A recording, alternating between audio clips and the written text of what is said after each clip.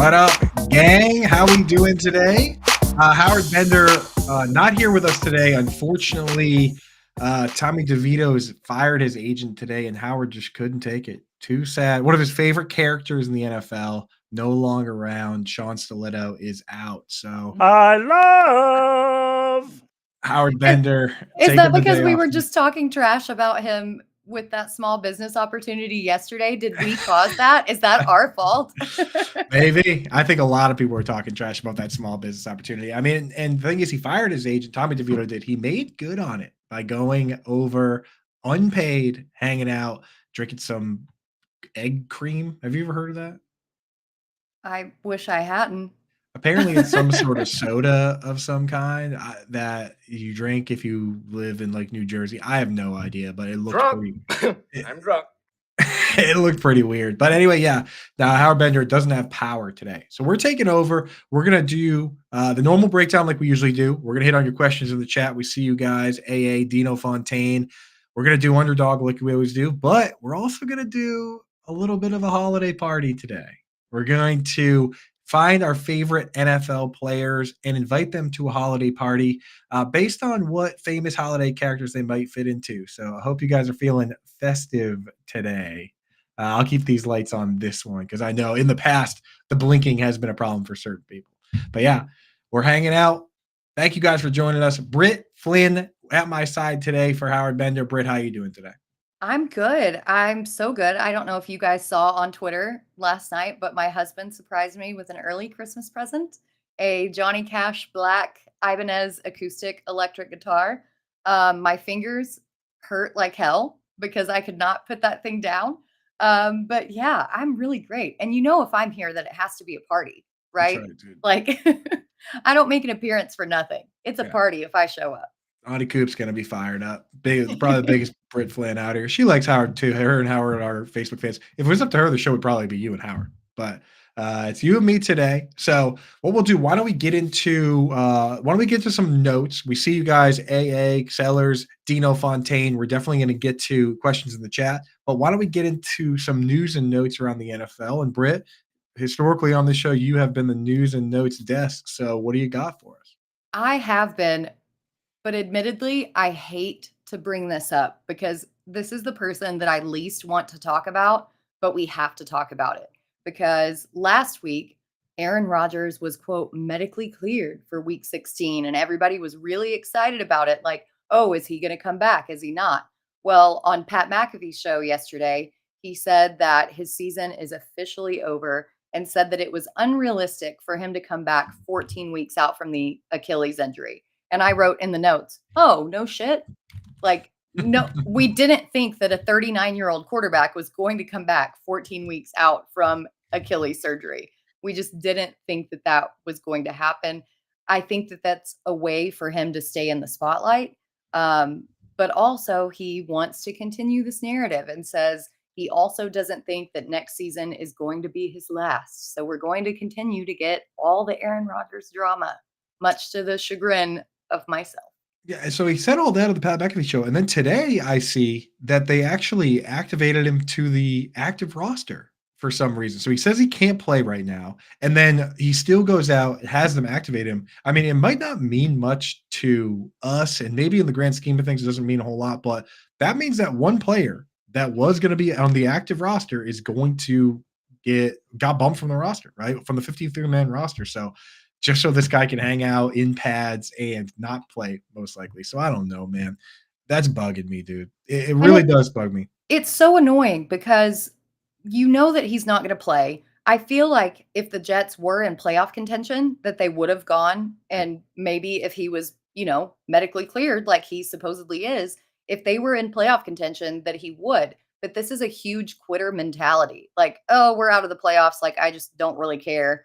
Don't really want to go out there and like do the thing. I'm just going to sit up. But you guys got to keep me because of all those compensation and compensatory picks that you got from the trade. So that's why you're on the active roster.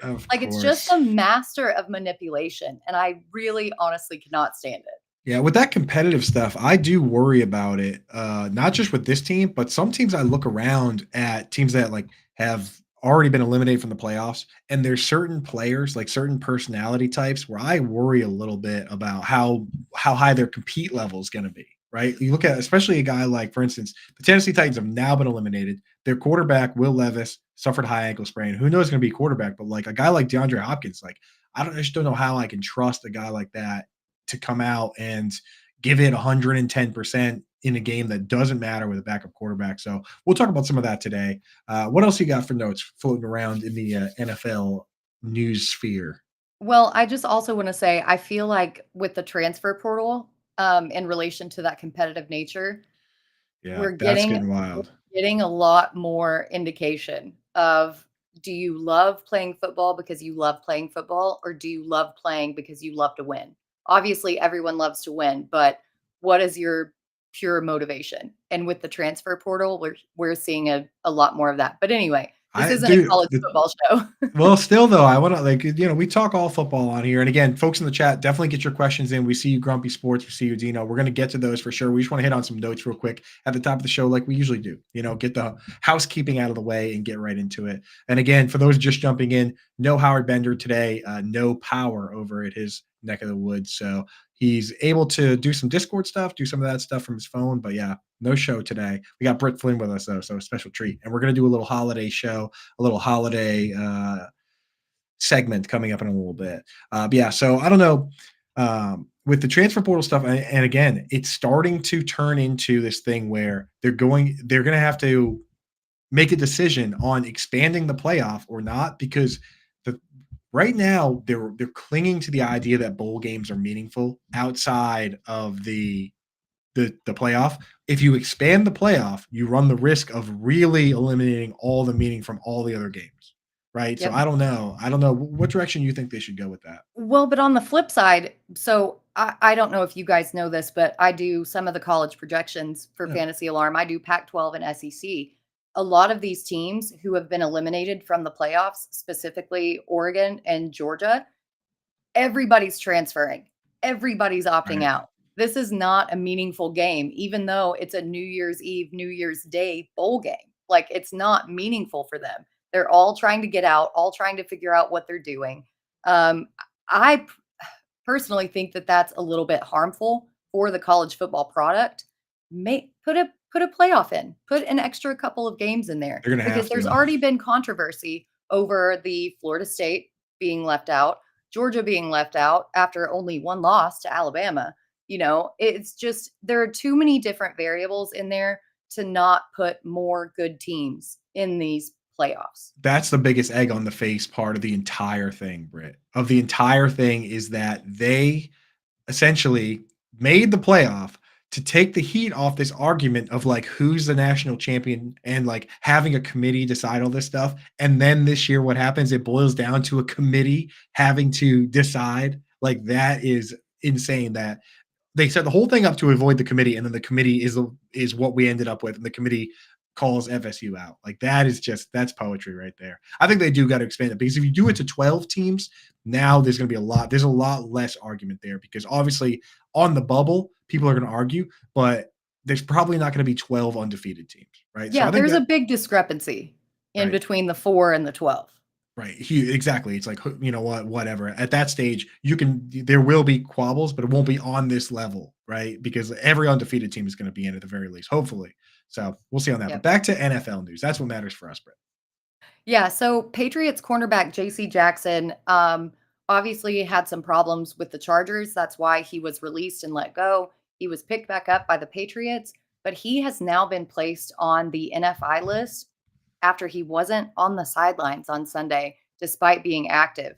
Of course, Bill Belichick is giving his typically vague answer when asked why he wasn't on the sidelines, saying, well, he just wasn't available. He wasn't available. Well, he was available on the list. So what's going on with this guy? They've already dealt with a lot of issues going on To say the across the least. team. Yeah, that's putting it mildly. So if something is going on with JC Jackson, that just puts another wrinkle in their defense going forward. Yeah, and I'll tell you, this has already happened where he was disciplined earlier this year for missing meetings. They didn't bring him on the trip to Germany, like at all. right? Mhm. So, like, that's been the MO with this guy. And we all know, Jonathan Jones has his own issues, right? He's had off the field issues. And then, of course, brought the guns to the airport. Marcus Jones is out. And I'll tell you what, the more I look at all this stuff, the fact that they lost Christian Gonzalez, the fact that they lost uh, Matt Judon, and that this defense is still number one in DVOA versus the run. Gerard Mayo, in my opinion, is in. If Belichick doesn't leave and he doesn't become the Patriots head coach, he's going to end up being a head coach, or at the very least, a coveted defensive coordinator somewhere else. Because for him to hold this whole thing together the way he has this year, missing their two best players, I mean, it's happening. Oh, Yeah. uh-oh, Brian Burns popping in. A little foreshadowing. We invited Brian Burns to the holiday party. So coming up a little later, he might be popping on for that segment as well.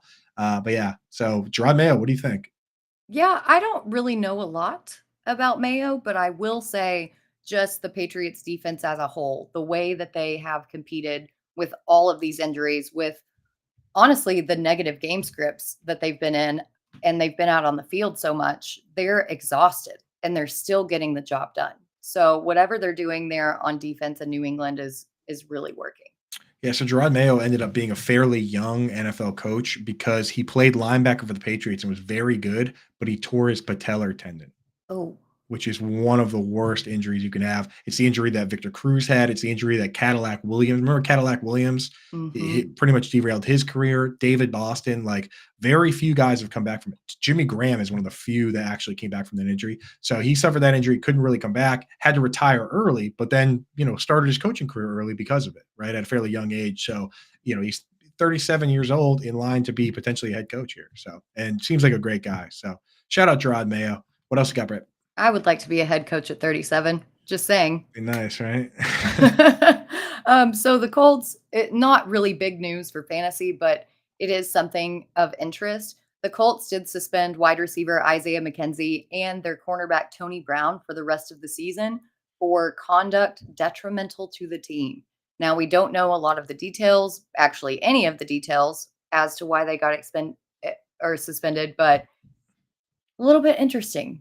But I don't, I don't Yeah, know I why haven't they're. seen it either. I was looking for a reason why, and teams do this sometimes. I mean, sometimes they come out and say, "You know what? This guy was missing meetings, he was missing curfew," or sometimes they just do like Belichick did with Malcolm Butler and never tell us. So I don't know. It's hard to say, but I imagine my guess would be it's related to missing meetings or practice or things like that. If it's if it's one guy, then sometimes it's off the field thing or something like that. But when it's two guys, it's usually, two guys that are kind of troublemakers to some degree. Maybe they're friends, who knows? But it's usually something where they say, "Hey, you know what? You guys are done. We're done with this behavior." So Well, not being suspended for questioning tips or not telling on people who are drinking on the job.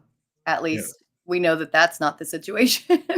which yeah, I mean um, that's another story for sure. But I yeah. mean, If you guys have been following my Twitter, you know a little bit about that. But also, a very interesting story coming out of California is that former NFL running back Derek Ward, who was on the Giants' 2007 Super Bowl winning team, was arrested due to his involvement in a string of robberies in the LA hmm, area.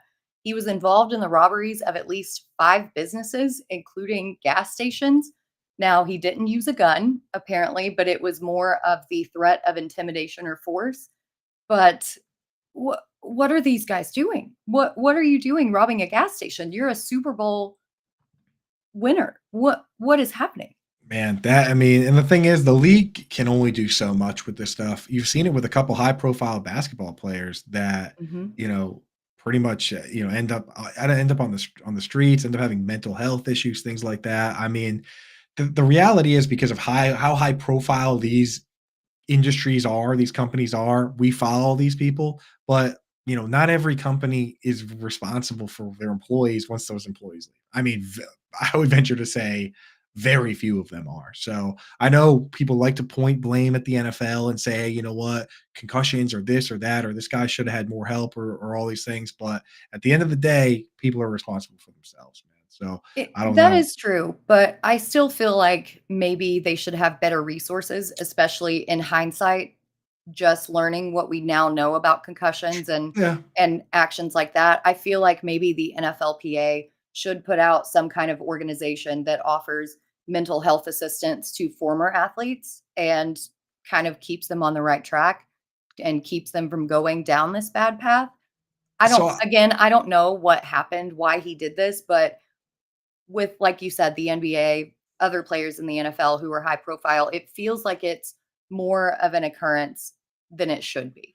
truly, I mean, that's definitely true. And I've seen plenty of, I've seen links from Wes Welker. He posted like all the stuff, all the hoops he had to jump through to get his insurance and everything set up. And that Mhm. was while he was a coach, like within the league, still, like still around the system. He had a hard time with it too. So I know that stuff needs to be sorted out. And again, yeah, I will say I don't know what's going on with him or what the situation is, but I mean, again, this also isn't. We don't even know if it is related to mental health or anything like that. Right. We've seen some bad eggs out there, so I don't know, but that is wild. 5 different robberies, And and again, gas stations. What? you're gonna get Why are caught, you dude. gonna rob a gas station? You're gonna get caught. Yeah, here you go. Yeah, it's like that's You one didn't where use a gun, Burns. yeah, but if you slide a note though, that's the same thing. Or where Yeah, you just stand there looking tough. I mean, he is a former NFL player. But yeah, right. I mean, you hate to see that. So, yeah. Well, we'll move on from that. Just a couple other quick notes here. Chargers running back Austin Eckler said he is, quote, still painting my resume for 2024 free agency. So to me, that does not sound like he's very happy with the situation in LA. Obviously, we've talked at length about Kellen Moore and his usage and splitting that backfield with Josh Kelly and Isaiah Spiller. So, what are your thoughts on Austin Eckler? Do you think he actively tries to remain in Los Angeles, or do you think he tries to go somewhere else? I think with this quote, like, and again, sometimes you see situations where the coaches get fired and then it's all fun and games and everybody wants to stay. Like it seems like a lot of the Raiders now with the Antonio Pierce, they're kind of on board. Like Josh earlier this year, before the season even started, Josh Jacobs was like, I don't like how things have gone. Devontae Adams said, I came here for Derek Carr and they got rid of him. Now that all those guys are gone, those guys are happy. Eckler coming out to say this after all those guys were fired doesn't sound like he's on board with Kellen Moore. And that scares me that that's the case because you hope that when they fire the coach that the interim coach just leans on the stars, right? Like that's what happened with the Raiders, and that's what we wanted here. But as you pointed out with Kellen Moore, he kind of likes to split. He liked the split before with Zeke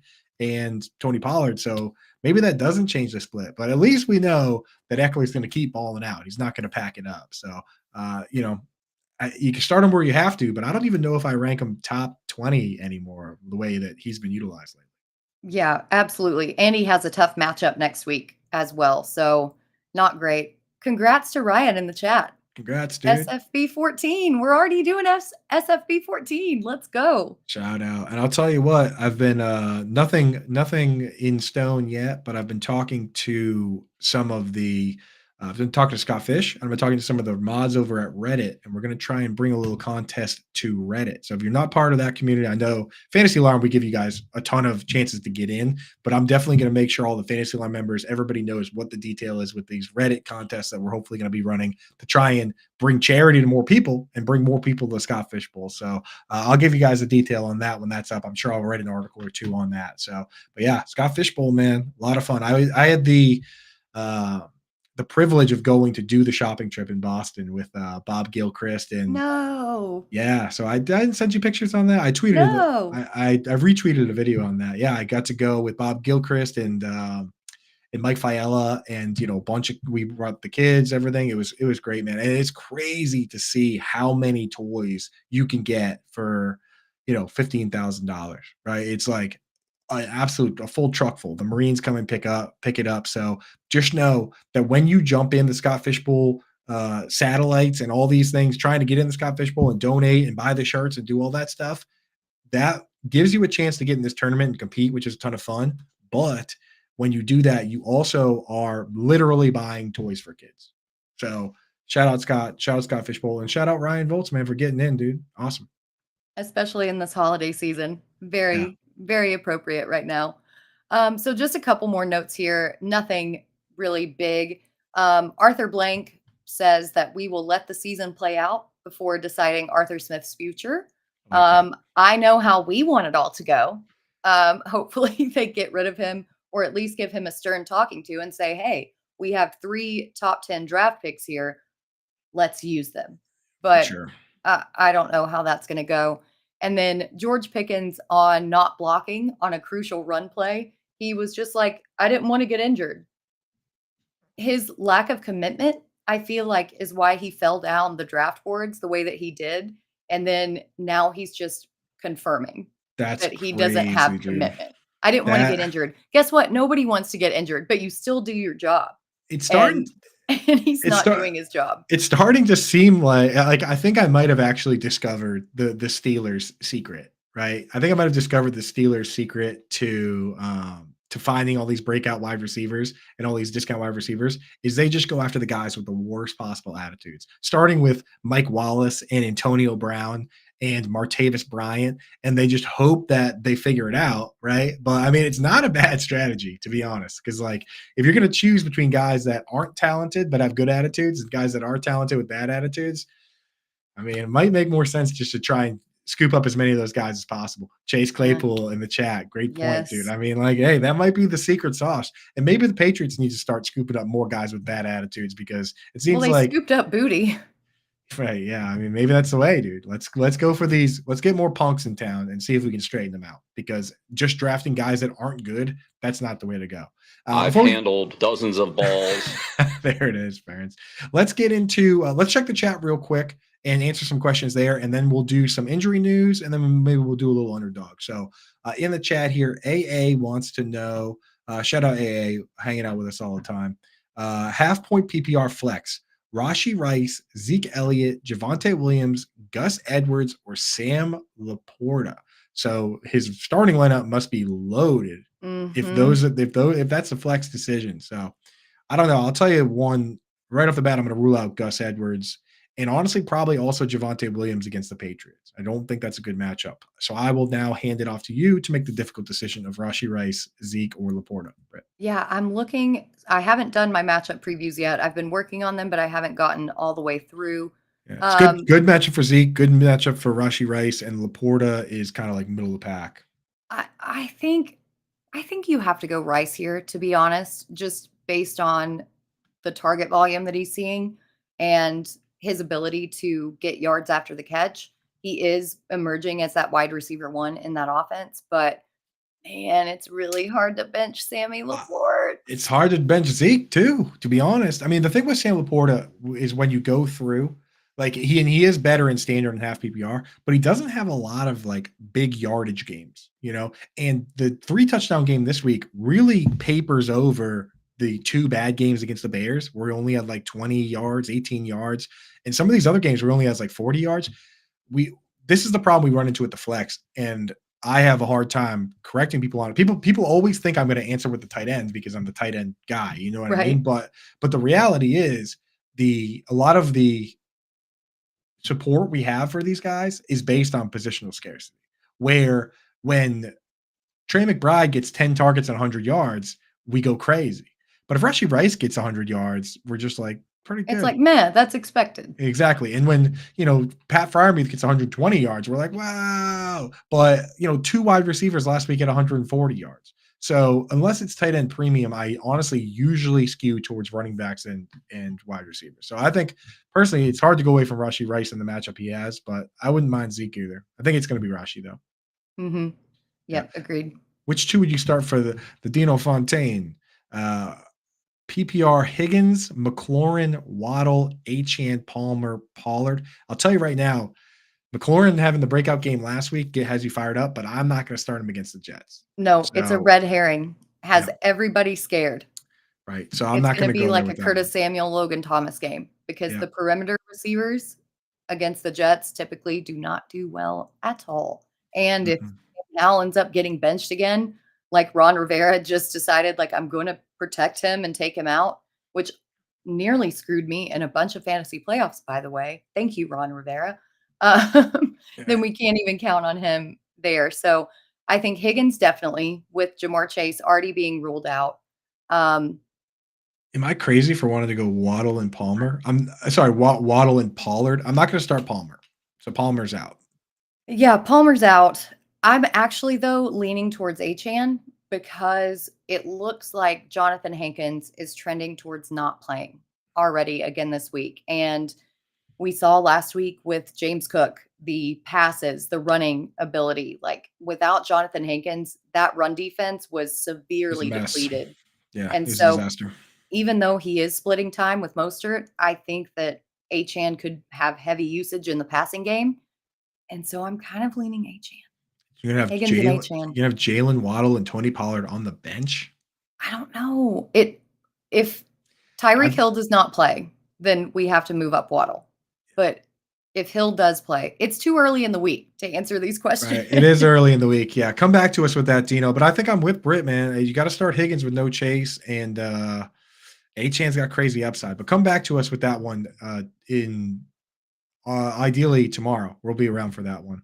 Let's see. Thank you, McLaurin over Achan call last week. Yes, we were on McLaurin last week. The thing is, some of these guys you have to be very specific with the matchups, especially this year where like the matchups are so drastically. It's I feel been like this wild. huge. Like the Jets are just so good. This team, just imagine how good this team would be if Aaron Rodgers was MVP caliber Aaron Rodgers, or even just like top 12 QB quality. I mean, Yep. it is sad that the way it panned out this way. What up, sellers? What's happening, man? Full PPR, Drake London or Noah Brown? So Noah Brown didn't practice today. We don't yet know if that is because of a veteran rest day or because it's still that lingering issue. Um, Honestly, I'm leaning Noah Brown because I feel like he's been more consistent, even with Case Keenum, who CJ Stroud's probably not going to start this week. He's not trending towards playing. It was a pretty severe concussion, but he still produced with Case Keenum under center. With Drake London, it has been so hit or miss. And especially with this controversy going on in Atlanta's coaching staff room and Arthur Smith and the usage and this and that, I don't really trust any part of that offense. Yep, I'm with you on that. Dino Fontaine, Eagles D or Miami D? I got to go Eagles here. I'm not going to start Miami against the Cowboys. You're not going to get the Cowboys team you got last week. And the over-under on that game is 51.5, and the spread's 1.5 points, which tells us that Vegas doesn't think it's going to be like it was last week. So got to go that way. Need a call on a defense this week. Beware, the list is long. Bears at Cardinals, Houston versus Cleveland, Ravens at San Fran, Packers at Carolina, or Seahawks at Tennessee. Ooh. I'm You not know, going to start the Texans against the Bears. I'm not going to start the Texans against the mm-mm. Browns. Not right now. And I think that I'm ruling out the Ravens as well, just because of all the weapons on San Francisco. Honestly, Seahawks at Tennessee may be your best move. If Will Levis isn't able to go and they start Malik Willis, that could be your move. They did intercept Jalen Hurts twice, and that was without Devin Witherspoon and Jamal Adams in their lineup. If those Yeah. guys are back, I think it's going to be even better. Honestly, in one of my leagues where defenses don't have big negative points for letting up points, like if you don't have like, some leagues, it's like if you let up 30 points, it's like -10. Like defenses can kill you. In one of my leagues, like you have to let up like 50 points and it's still like -4. Like there's not huge penalties. In that league, Seattle's ranked pretty high. So I'm actually not crazy low on Seattle if that's the case. Of this group, the one I have ranked the highest in my rankings is actually Chicago against Mhm. the Cardinals. So it's either Chicago or Seattle for me. Good morning. We see Ryan. Got Twitch gang in the house, baby. What's going on? Thoughts on I the didn't bring my Steelers? glasses. You're all right, dude. You got your Santa suit. Thoughts on the Steelers next few weeks? I mean, what's there to think about, man? Mason Rudolph is Mason Rudolph. In my opinion, the upside it doesn't go drastically high, but the floor goes lower. And the big problem is that there's not like there's no like with Mac Jones, you could at least say, oh, they could bench him for Bailey Zappi. They're going to bench him for Mitch Trubisky. Is that what it is? Unless Kenny Pickett comes back, the Steelers are very difficult, and which stinks because Pat Freiermuth has a great matchup. One where last time they played, he caught 9 for 120, but that was with Kenny Pickett, and we just really can't trust that guy. So, yeah, I'm not feeling great about the Steelers. And everybody thought that Matt Canada was the problem. They were scoring 16, 17, points in those matchups. Since firing Matt Canada, they are only averaging 14.1 points per Matt, game. It's actually lower than what it was with Matt Canada. Matt Canada will pick up another job in college where his place calling style, the gimmicky and crazy stuff, really thrives. So I think Matt Canada. I thought this was America. That's right, dude. He'll pick up a job in Canada. Stroud out. Do I start Carr, Flacco, or Jake Browning? So this week, I really like Jake Browning. I was hesitant on him up until last week because I hadn't really seen a lot out of him. Now, I will say with Jamar Chase out, it may rule him Right. down a little bit. Flacco was my second. So depending on the injuries and the situation, I like Browning's matchup, but if he doesn't have Chase, which he's obviously not going to, then I think that I tend to lean towards Flacco. Yeah, I'm going to go Flacco, I think. Flacco versus the Texans, it's fairly safe. I like to be conservative in fantasy playoffs with my like weird starts. I start the conservative guy and just hope that my stars can carry me. You know what I mean? I don't like to get too cute with the other ones because I feel like that stuff can kill you sometimes. Getting a 0 or a terrible game. So that's where I'm going. Bench one, Olave, Godwin, or JSN. JSN, I think.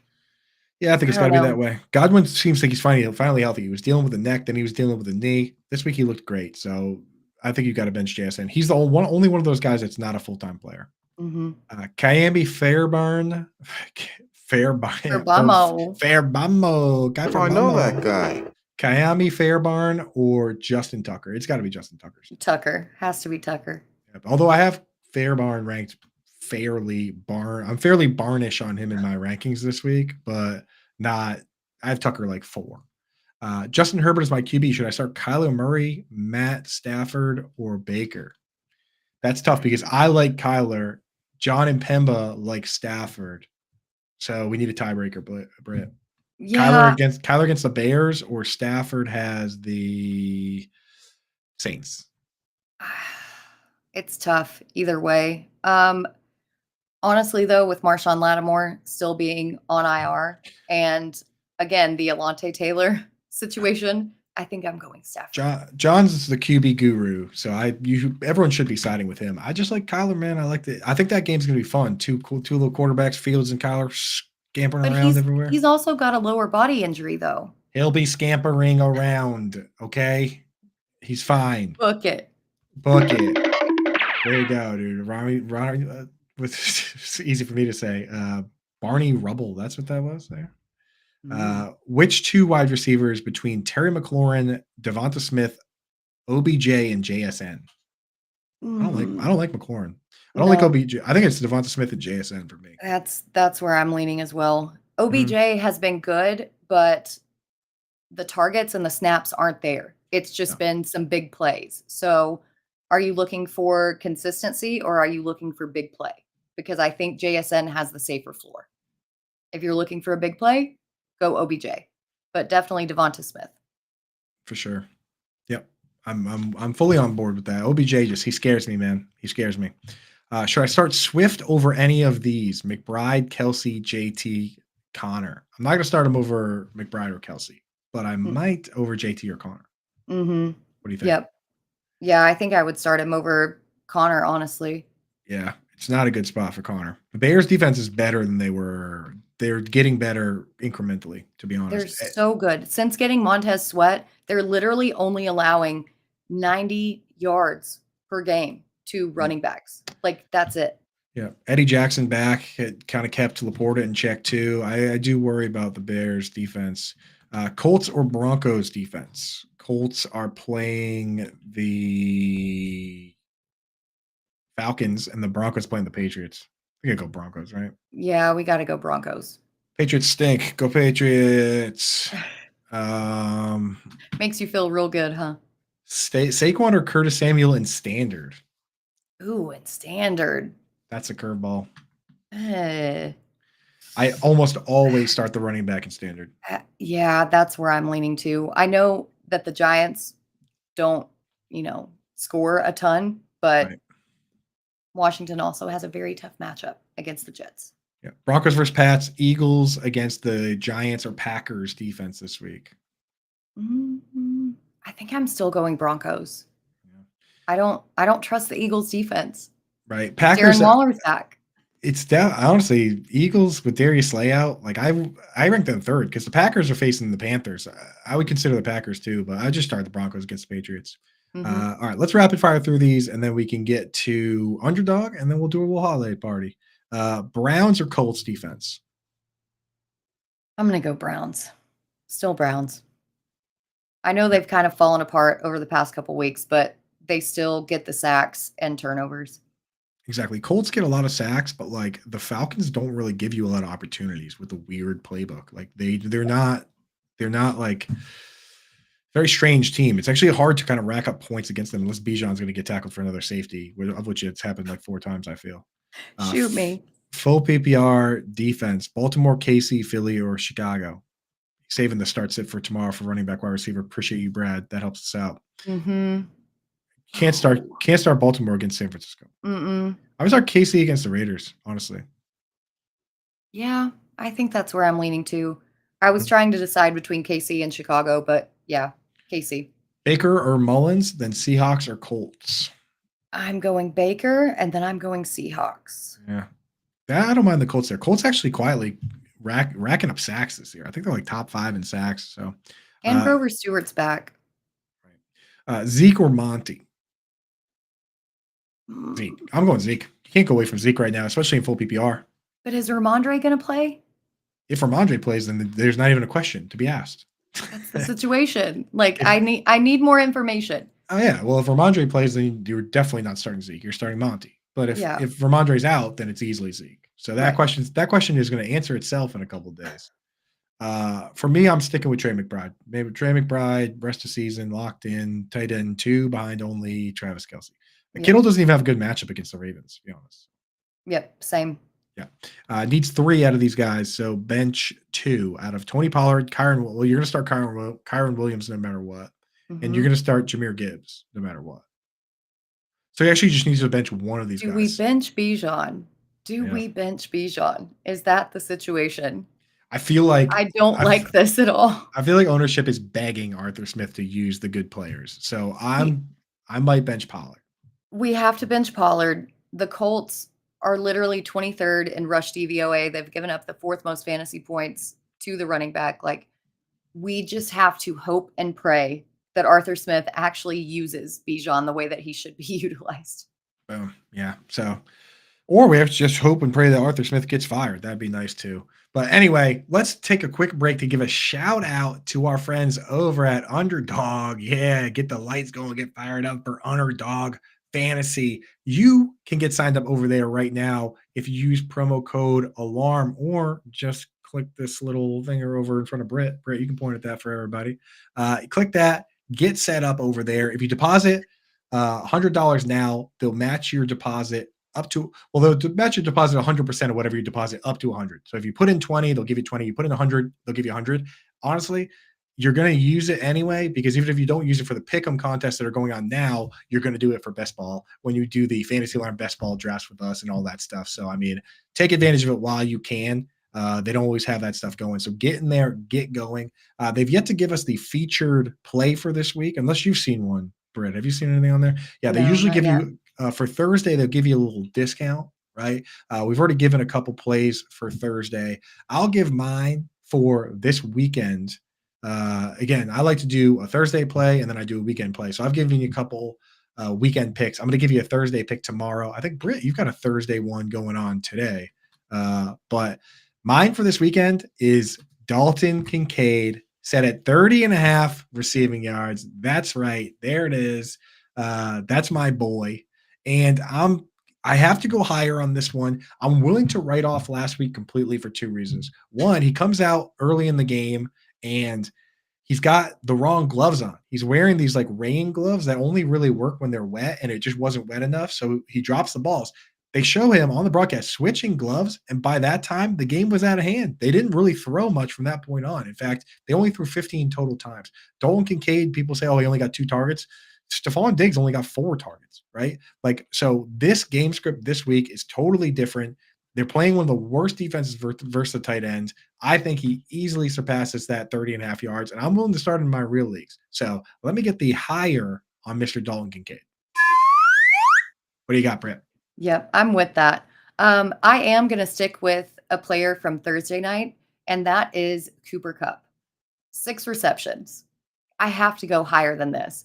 Over the past 3 weeks, he's hit this number, and we love to mention Alontae Taylor, right? Playing out of the slot, giving up a ton of catches. Cooper Kupp plays a ton of snaps out of the slot, even when he does go out wide. I absolutely love this match for Cooper Kupp. He's not the only receiver in this offense anymore. They have to worry about Puka Nacua. Recently, they've had to worry about Demarcus Robinson. So he's not going to draw all the coverage that he was drawing early on in the season. I love for him to have higher than 6 receptions.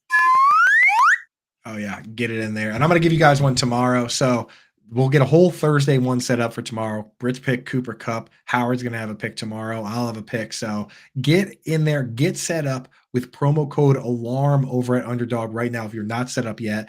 If you're a first-time subscriber, they'll give you $100, up to 100 if you deposit 100. If you want to put in 20, they'll match you up to 20. So get set up now. Play the pick'em games, which are a lot of fun, and go fantasy learn. All right. So let's go, baby. Yeah, I think now, Britt, you know what? Might be time for our holiday party. What do you say? Is it time for the party? I think I'm so ready for the party. It's time for the party. Burns, are you ready to party yet? Or are you still getting ready for party time? Burns is going to be fashionably late to the party. Burns is going to be fashionably late to the party. Give me 1 minute.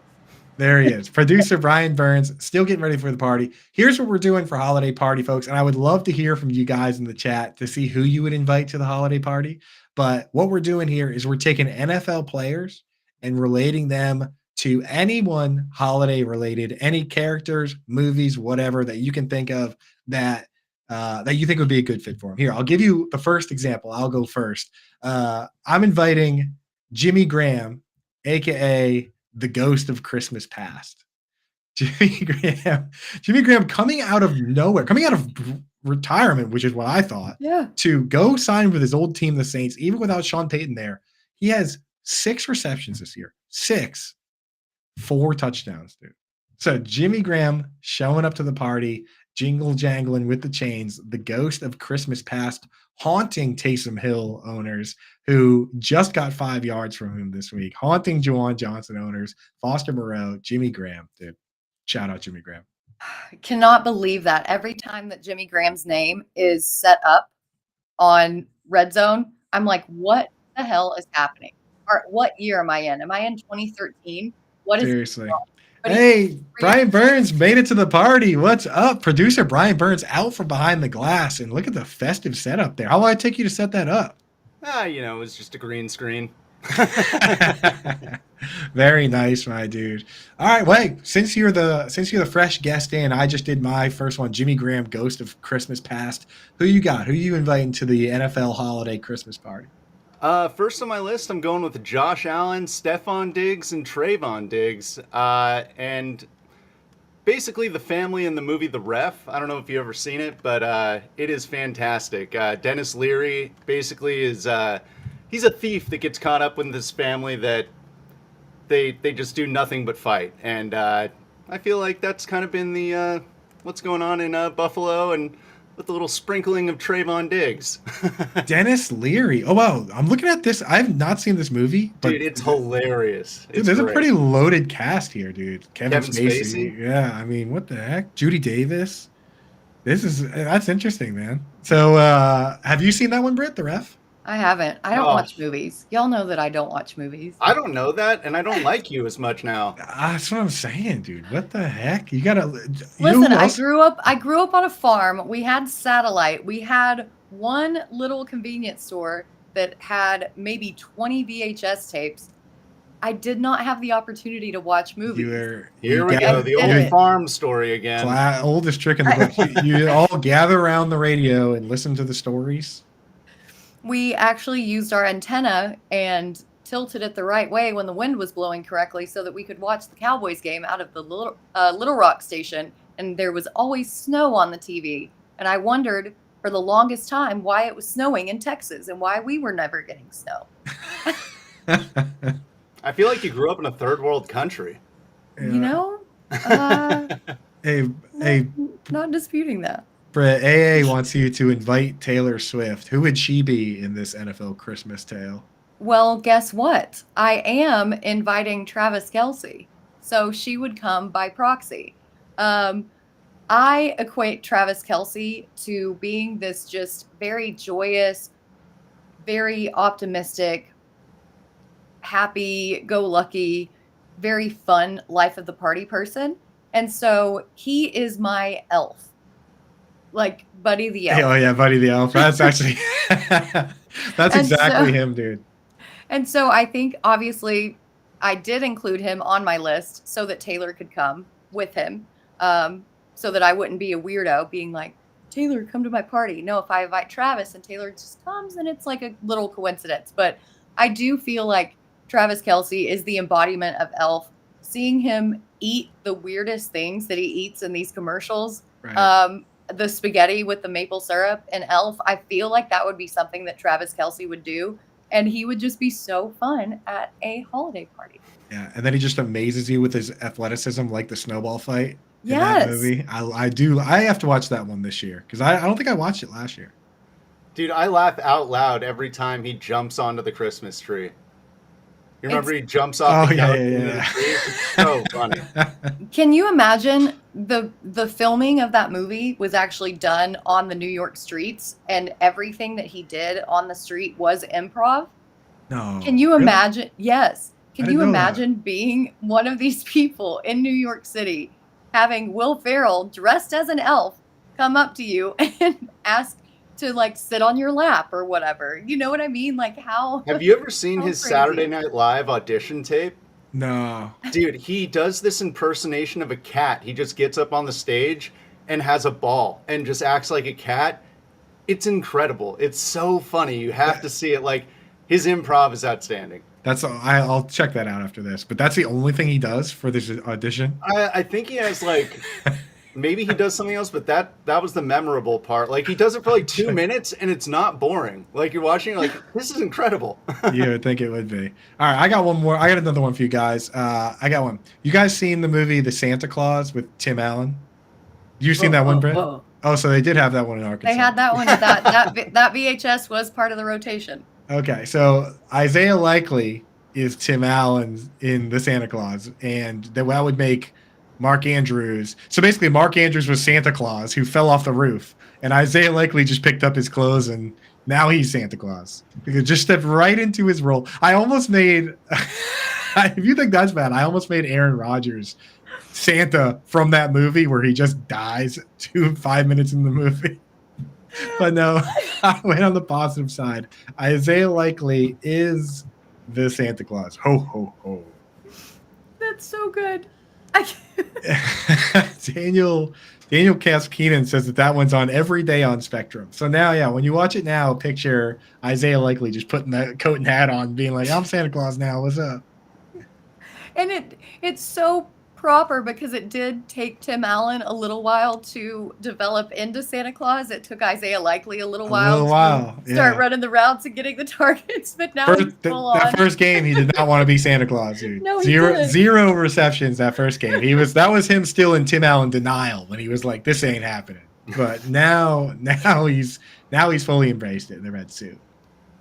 That's perfect. Yeah. Let's move on. I can't. What do you got, Burns? Next, I'm going with the Dallas Cowboys and relating them to the movie Die Hard because they always die hard. God damn it, Burns. I saw that in the show sheet. I was like, where is he going with this? You know?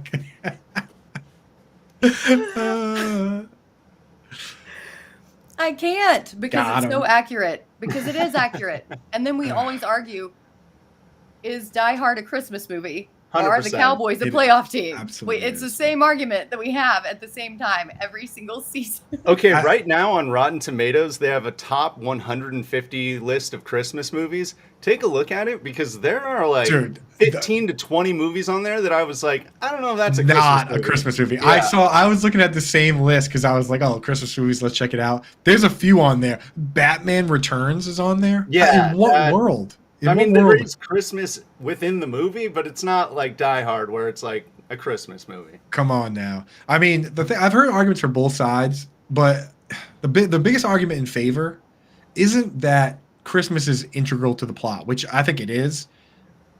People say, right, like that you could switch it out for Thanksgiving, right? I think the number one argument is that there are like 7 Christmas songs in the movie.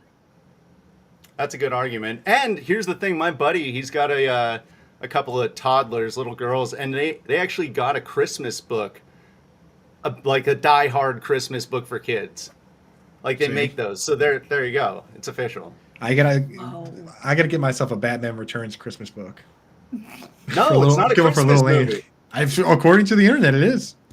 Yeah. Because the internet's never wrong. It's never been wrong. All right, Britt, what do you got? Who are you inviting to the party next? Oh man. So I'm just going to invite the entire Giants wide receiving core because I've been talking about them since the season started, about them being the island of misfit toys. and you can go back, it's on record on Fantasy Alarm in my articles. I've literally called their receiving core the island of misfit toys, and they 100% are. From week to week, we don't know. We can even include Tommy DeVito in there. Like, what is he doing here? From week to week, we never know what we're going to get out of that receiving game. It's just a kind of bunch of guys sprinkled in here. At one point, I called it the elephant graveyard for slot receivers. Right. And it feels very just piecemeal and mix and match. And I feel like the island of misfit toys is the perfect analogy for the Giants wide receiver room. It's so many of them that play every single week, right? Like Jalen, this past week, here's who got snaps. And obviously Jamison Crowder was getting them early on. He's gone. But Darius Slayton, Wan'Dale Robinson, Jalen Hyatt, Isaiah Hodgins, Sterling Shepard, also a couple snaps for Gunnar Olszewski, which until this moment I did not even know was on the Giants. So, yeah, Annoying. The island of misfit toys. All right, let me see. I have another one. Have you guys seen? And again, I'm talking to Burns here because you probably haven't seen it, but have you seen the movie Klaus? No. Wait, the cartoon? Yeah, on Netflix. I have seen it. I love that movie. Burns. This is I'm not kidding. Makes me Is this cry. new? It's new. It's on Netflix. And I'm not kidding you when I say this is my number one favorite Christmas movie. And I've seen them all. Except the ref. Except the ref. And Dennis Leary's a Boston guy, so you'd think I might have snuck in on that one. Let's go, dude. That's your assignment. Watch Klaus. This movie's amazing. Amazing. Well, give me a premise. What goes on? Just Is it a have kids tissue. movie? I'll give you the quick premise, and I'll do it in the guise of what I'm talking about here. So the main character, Jesper Johansson, who in this story is Kyle Pitts, his father is the head of the post office, and he's kind of like a spoiled brat. So his father, he thinks he's just going to take over the post office. His father sends him up to this far off island called Smeerensburg, which pictures Svalbard, the island Svalbard, or like, way up in Greenland or whatever. And he has to collect letters, a ton of letters. He has to set up a post office there, collect letters, and send them back. So that's it. That's the premise of the movie, and you can kind of surmise what happens from that point on. But Kyle Pitts has been Jesper Johansson this year, sent up to exile in Smeerensburg, where he has not played many. He's been playing like half the snaps. He hasn't gotten good usage. But as of late, towards the end of this story, he's now running 90% of the routes in back-to-back games. Obviously, it was a washout this week, but back-to-back games, now all of a sudden the mysterious character shows up, Taylor Heineke, to potentially boost that passing game. Maybe Kyle Pitts will have a happy ending. And I don't want to spoil Klaus for you, but like many kids' movies that are about Christmas, I can say that the ending may be potentially happy. So Have tissues. have your tissues ready. Everybody out there, go check out Klaus. Have you guys not seen Klaus? And Chris Sellers kind of is Klaus. He's kind of Sellers is saying that he's the mailman. I don't know. Yeah. So you've got a little bit of Klaus in you. You got a little bit of Jesper Johansson in you. You got both of them. A little bit of both. Yeah. Yeah. He's a Gemini. Yeah, absolutely. So Burns, definitely check that out. Do you have another one for us before we jump off here? Yeah, I'm gonna invite the Raiders, and they're the movie the night before, because every year at the end of the season I have to do all the drugs in that movie to get over the season. Dude, so what is the night before? I've never Dude, seen it's that. with Seth Seth Rogen movie. Rogen and all those guys. They just do a ton Oh. of drugs on like Christmas Eve. It's great. Oh, that sounds awesome, dude. All right, I will check that one out too. Dude, Yeah. His wife basically is like, hey, go out, get crazy, and gives him like a little box, and it's got like every drug you could possibly want. oh, Nathan It's pretty Fielder's in funny. that. I love It's Nathan really funny. Fielder. Miley Cyrus, dude, this movie's loaded. What does Michael Shannon do in this movie? I don't know who that is. He's like the most serious actor ever. He always plays some like hardo cop. Maybe he's got Tracy Morgan. Dude, what is this list of people in this movie? It's a great movie. You should All right. watch. Dude, you and me got to each make a list of movies for each other to watch, Burns, because I haven't seen any of your movies. You haven't seen mine. Yeah, let's do it. I think. Have y'all seen Violent Night? Not yet, but I feel like it's a ripoff of Fat Man. No, it's so good. It's so great. I've Is heard this a it's scary good. And movie? so- No, it's No. basically like an action movie based around Christmas, but like a shoot 'em up, right? yeah, pretty much. Oh, And- David Harbour's in it? Yes. Look And up so- Fat Man too, though. John- Mel Gibson does the same movie like 2 years earlier. John Leguizamo's in it? Yeah, it's pretty great. It's definitely hilarious. So Okay. I had to add that to the list just so I could put my Arkansas bias on here and include Steve Atwater at the party because that dude was violent as He hell. was violent, dude. There are some clips of him just destroying people. Yeah, Yeah. Dude, this movie got good reviews. I'm surprised, dude. Violent Night on Rotten Tomatoes, 88 from audience, 73 from critics. I'm telling you, it's great. You need to watch it. So now I got a whole list of movies to watch. I guess that wraps our Christmas party here. Burns, thank you for jumping out from behind the glass where we normally keep you. Britt, thank you for popping on, filling in for Howard Bender. And everybody in the chat, thank you for hanging out with us. Hopefully, we're able to answer most of your questions there. If not, get them into the Discord. That's where all our guys are hanging out. Tomorrow, depending on what goes on with the electricity over there, should have Howard Bender back to your regularly scheduled programming. I'll be doing that show. I'll be doing a show, obviously, right before Thursday Night Football with John and Pemba answering all your questions. Britt, tell the people what you got coming up, and then we'll get out of here. Yeah, matchup previews come out on Thursday, which is tomorrow, I guess. I'm losing track of days of the week because it is the holiday season. Have Brit's Blitz on Friday. My sleeper picks articles come out tomorrow and on Sunday. Also, the Start Sit show with myself and John and Pimba. Awesome. There you go. All right, folks. We'll catch ya. Good luck this week. Adios, turd nuggets.